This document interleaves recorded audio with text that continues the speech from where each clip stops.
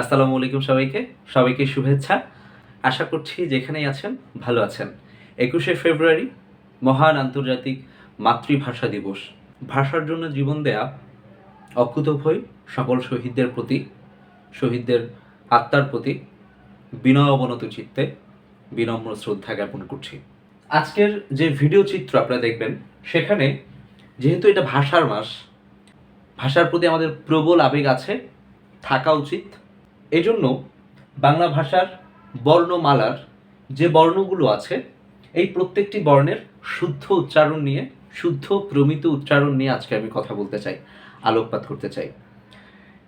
আমি বিশ্বাস করি পাসওয়ার্ডের আজকের এই ভিডিও চিত্রটি প্রত্যেকের কাছে গুরুত্বপূর্ণ হওয়ার কথা। সকল বয়সের, সকল ক্লাসের প্রত্যেকের জন্য আজকের এই ভিডিও চিত্রটি।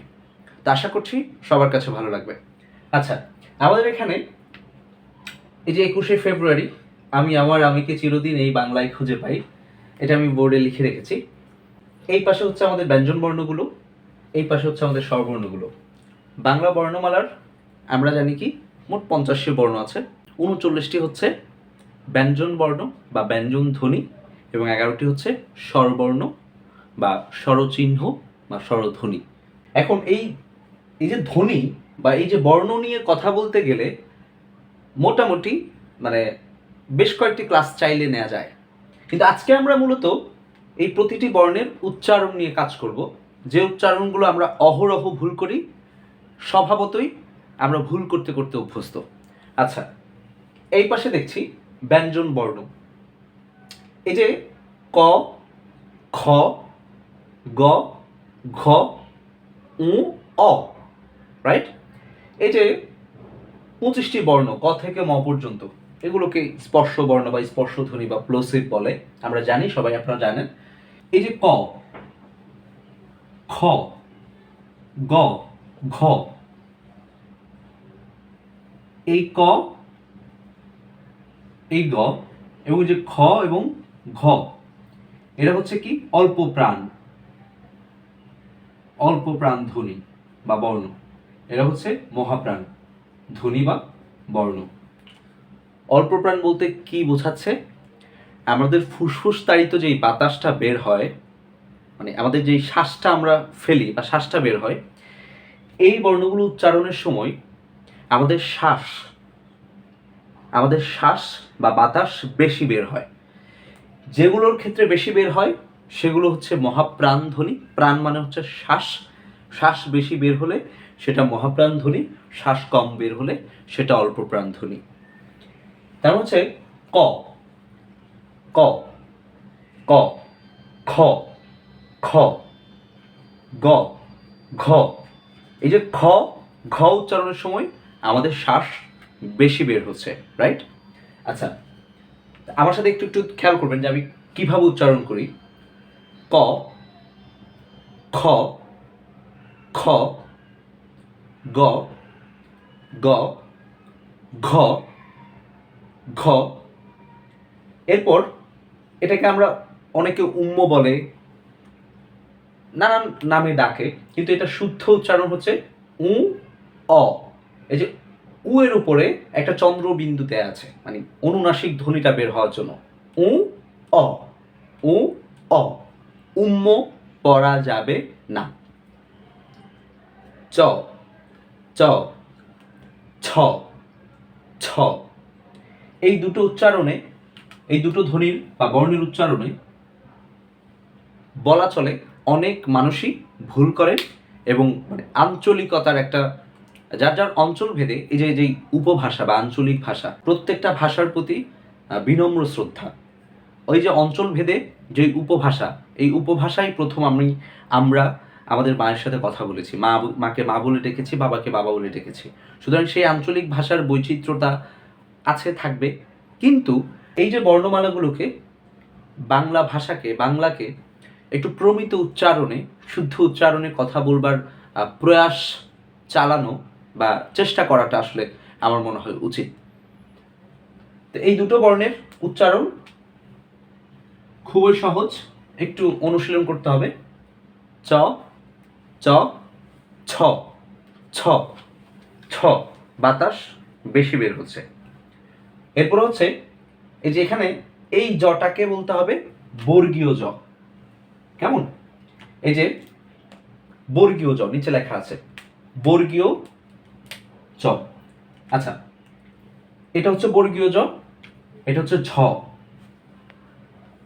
জ জ ঝ ঝ ঝ। আচ্ছা, এরপর হচ্ছে ই ই ও ই ও। খেয়াল করেন ট ঠ ঠ ট ঠ ড ঢ ঢ ঢোল ঢোলের ঢ ড ডাল ডাল ডাল ঢোল ঢোল। আচ্ছা, এটা হচ্ছে মূর্ধন্য ন মূর্ধন্য ন। এটা নিয়ে পরবর্তীতে মানে বিশেষভাবে আলোচনা করব। কয়েকটি বর্ণ আছে এগুলোতে, বিশেষ কয়েকটি বর্ণ আছে যেগুলোতে সবাই ভুল করে, সেগুলো বারবার বলবো। এরপর হচ্ছে ত থ থ দ ধ ধ দন্ত ন ধ ন মানে দন্ত ন প ফ। এই দুটো বর্ণের মধ্যে বেশিরভাগ মানুষ উচ্চারণ করতে পারে না বা করাটা কষ্টসাধ্য হয়। এই যে প ফ, মানে আমরা অনেকেই ছোট হাতের প বলে, বড় হাতের ফ বলে। তো যে যেভাবেই মনে রাখতে পারে সেভাবেই চেষ্টা করা উচিত। প প প। এই যে আমি যখন প উচ্চারণ করছি মানে পাখির প, পাখির প, তখন যে আমার ঠোঁট দুটো ভেতরে যাচ্ছে না, কিন্তু যে আমার ওষ্ঠ এবং অধর মানে ওষ্ঠাধর প প স্বাভাবিক আছে। আমি যখন ফ উচ্চারণ করব তখন যে আমার ঠোঁটগুলো ফ ফ ফ ফ ফ প ফ ফ। ফুল ফুল ফুল ফুটবল ফুটবল ফুট ফুট বল। ওকে, এটা হচ্ছে ব ভ ভ। ভালো আছি ভালো থেকো আকাশের ঠিকানায় চিঠি লিখো। রাইট। ভ ম ম অন্তস্থ জ র ল তালব্য স মূর্ধন্য স। এই যে এখানে আমি ছোট্ট করে একটা ব লিখে রেখেছি। এই বটা মূলত একসময় বর্ণমালায় ছিল, হ্যাঁ, কিন্তু পরবর্তীতে ভাষাবিজ্ঞানীগণ এই ব ধ্বনিটাকে বাদ দিয়ে দিয়েছেন। কেমন? এই বটা হচ্ছে মূলত মানে ব ফলা। এই যে আমরা যখন এই যে বিশ্ব শব্দের সাথে দেখি নিচে, এই ব ফলাটা যখন বর্ণের শেষে যুক্ত হয়, মানে বর্ণের শেষের কোনো শব্দের শেষের বর্ণের নিচে যুক্ত হয়, তখন সেই বর্ণটা দ্বিত্ব হয়। এই যে বিশ্ব তালব্যস্যটা দ্বিত্ব উচ্চারিত হচ্ছে। আবার যখন একটা শব্দের যেমন স্বদেশ, এখানে দন্ত এর নিচে আসছে, সেখানে এই বফলাটা নিজ বা স্বকীয় এই ব্যাপারটা বা নিজস্বতার অর্থ দিচ্ছে। ঠিক আছে? আচ্ছা, দন্ত স হ ডয় শূন্য র ঢয় শূন্য র অন্তস্থ অ খণ্ডত অনুস্বার বিসর্গ চন্দ্রবিন্দু। আচ্ছা, এগুলো হচ্ছে আমাদের ব্যঞ্জন বর্ণ। তো ব্যঞ্জন বর্ণের কয়েকটি বর্ণ আছে যেগুলোর উচ্চারণ একটু কষ্টসাধ্য সবার জন্য উচ্চারণ করাটা, এবং অনেক বেশি অনুশীলন করতে হবে। বারবার অনুশীলন চর্চা করার মধ্য দিয়ে এগুলোর শুদ্ধ উচ্চারণ বা প্রমিত উচ্চারণ মনে রাখা সম্ভব। আচ্ছা, এই যে ন দন্ত ন, এই দুটা নয়ের লিখিত রূপ ভিন্ন কিন্তু উচ্চারণ একই। এটা হচ্ছে যেটার উপরে মাত্রা নাই, মাত্রাহীন যেটা, সেটা হচ্ছে মূর ধন ন ন, আর যেটা মাত্রা আছে উপরে সেটা হচ্ছে দন্ত ন। আচ্ছা, এই ব্যাপারটা মনে রাখার জন্য বা একটু চর্চা করার জন্য এই মূর আমরা একটু হাততালি দিয়ে শিখব। মূর ধন ন ন, মূর ধন নো ন, দন তো ন, দন তো ন, মূল ধন নো ন। আচ্ছা, এরপর হচ্ছে তালব্য স। এই যে আমাদের যেই শীষ ধ্বনি নামে পরিচিত যেগুলো, এই যে তালব্য স, দন্ত স, এরপর হচ্ছে মূল ধন নো স, এই তিনটা স এর উচ্চারণ এক, লিখিত রূপটা ভিন্ন। আমি যখন উচ্চারণ করবো যে মূল ধন নো স, দন্ত স, তালব্য তালব্য স, এই সবগুলো স উচ্চারণটা এই যে এস এইচ এই উচ্চারণের মতো আসে, অর্থাৎ তালব্য স এই ধ্বনিটার মতো আসে। ঠিক আছে, কিন্তু এই বর্ণগুলো যখন আমি শব্দে ব্যবহার করব তখন শব্দের প্রয়োগ ভেদে, শব্দে এই বর্ণের প্রয়োগ ভেদে সেটার উচ্চারণ পরিবর্তন হতে পারে। আচ্ছা, এরপরে যেটা হচ্ছে অন্তস্থ জ। এই যে এই বর্ণটা অন্তস্থ জ। আচ্ছা, এটা হচ্ছে বর্গীয় জ। এই যে বাংলা বর্ণমালায় এই যে জ এবং এই যে জ, দুটো জয়েরই উচ্চারণ একই, লিখিত রূপ ভিন্ন।